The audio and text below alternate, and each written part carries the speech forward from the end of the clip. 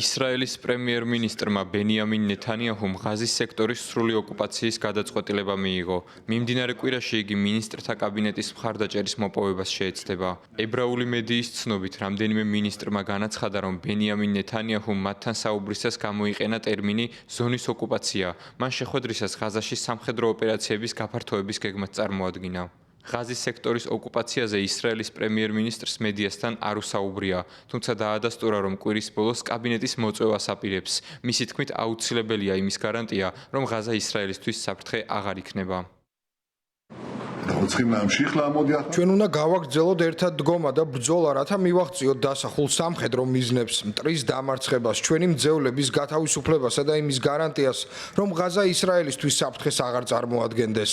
ამ კვირის ბოლოს კაბინეტს მოვიწვევ, რათა მივცე მითითებები ისრაელის თავდაცვის ძალებს, თუ როგორ მიაღწიონ ამ სამ მიზანს ყოველ მიზეზს გარეშე.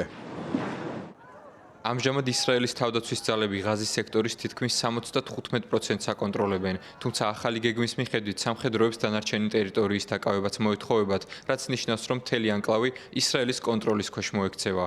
თუმცა როგორც ჩანს, ღაზის სექტორის ოკუპაციას ისრაელში ყველა არ ემხრობა. სავარაუდოდ მათ შორისაა ისრაელის თავდაცვის ძალების შტაბის უფროსი გენერალ-ლეიტენანტი ეიალ ზამირი. ზოგიერთმა მინისტრმა განაცხადა, რომ თუ შტაბის უფროსი სამხედრო ოპერაციების გაფართოებას არ ეთანხმება, მაშინ ის უნდა გადადგეს. ისრაელის შეცვლილი რიტორიკა მოჰყვა დასავლური ქვეყნების, საფრანგეთის, დიდი ბრიტანეთისა და კანადის მიერ პალესტინის სახელმწიფოს აღიარების გადაწყვეტილებას. ბენიამინ ნეთანიაჰუ აცხადებს, რომ ღაზის სექტორსა და დასავლეთ სანაპიროზე უადო კონტროლს შეინარჩუნებს.